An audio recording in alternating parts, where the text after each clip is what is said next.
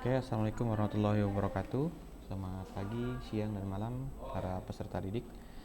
Nah, hari ini saya akan mempresentasikan apa itu sekuen diagram dan contohnya. Nah, setelah kemarin kita belajar tentang UML atau Unified Modeling Unified Modeling Language ya. Jadi kemarin kita belajar tentang use case ya. Semua telah belajar tentang use case. Kemudian kita juga sudah belajar habis use case itu kita belajar tentang activity diagram ya, activity diagram. Setelah kita belajar activity diagram, kita kemarin belajar class diagram ya. Nah, yang terakhir ini sebagai modal untuk merancang sebuah sistem kita menggunakan UML, itu terakhir adalah bahasa diagram sekuen ya. Apa itu diagram sekuen? Nah, kita belajar dari webnya Decoding ya.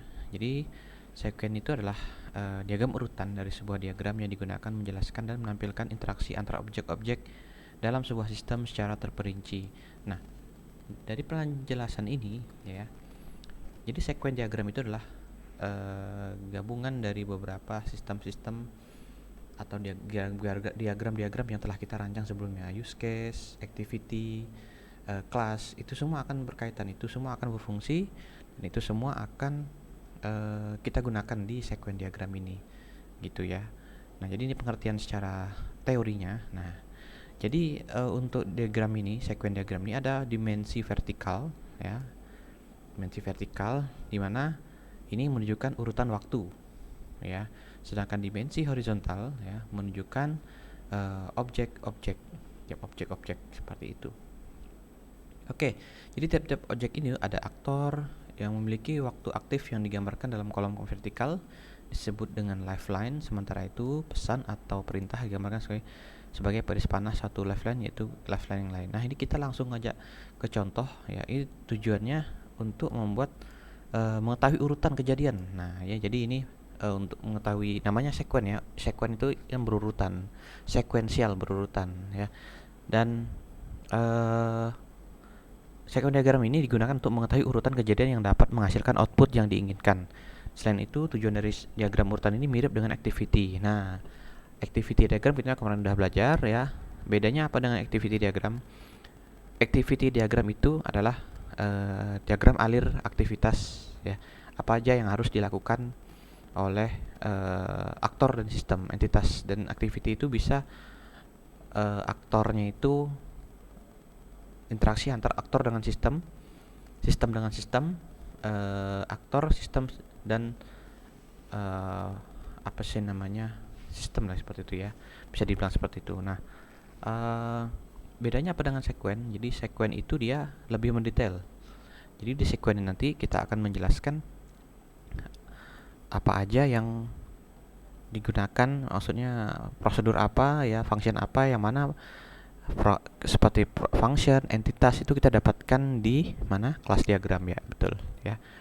Kita langsung saja ke draw.io ya. Ini sudah saya berikan contoh satu ya. Nah, barang contoh satu ini adalah kita contohkan salah satu project dari satu kelompok, yaitu tentang aplikasi perancangan aplikasi peminjaman inventaris laboratorium ya.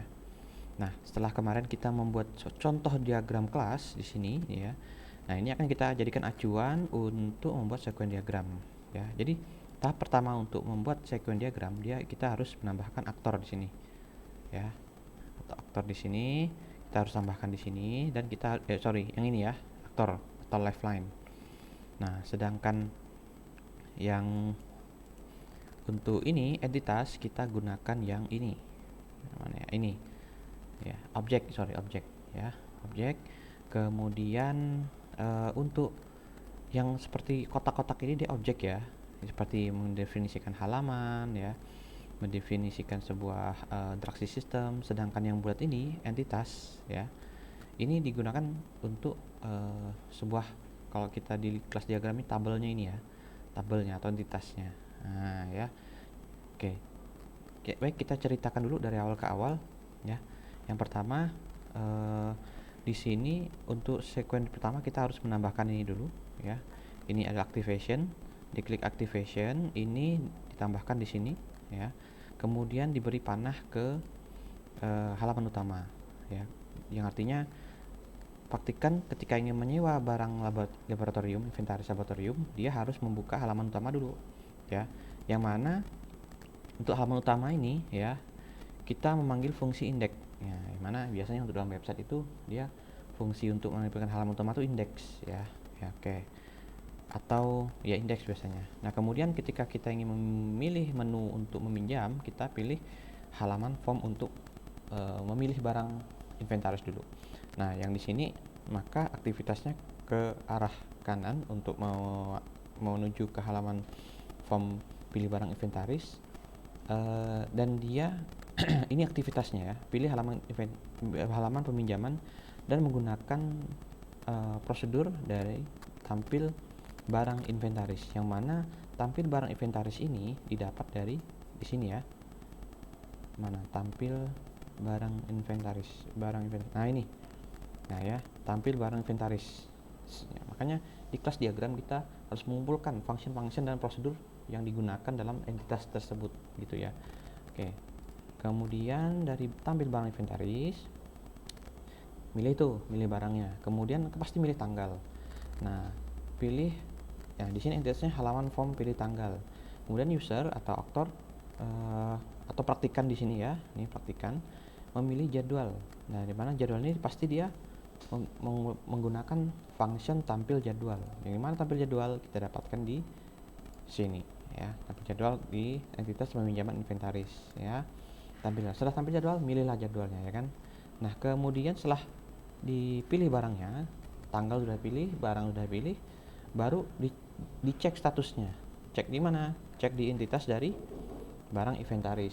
Barang inventaris dicek apakah status barang ini digunakan atau tidak ya, digunakan atau tidak, atau disewa atau tidak, atau rusak, baik, atau apa, itu menggunakan fungsi ini. Cek status ini dari mana? Kita lagi lihat di sini, kembali lagi kita lihat di barang inventaris. Nah, ini cek status ada di sini ya.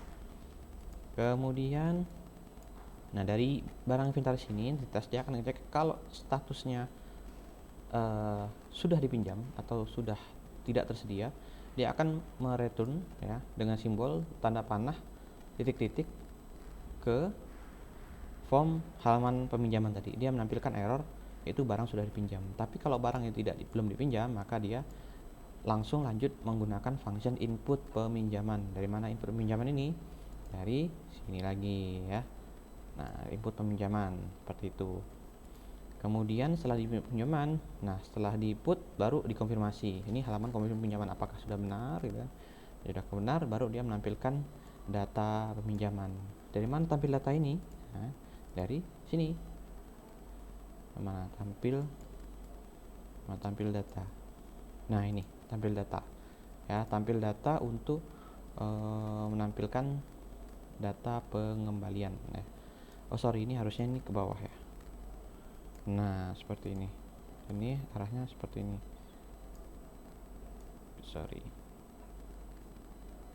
Nah, seperti ini. Jadi itu sequence diagram penjelasannya, dan diakhiri dengan ini ya, tanda silang. Tanda silang seperti ini artinya aktivitas ini, urutan ini berakhir di sini gitu.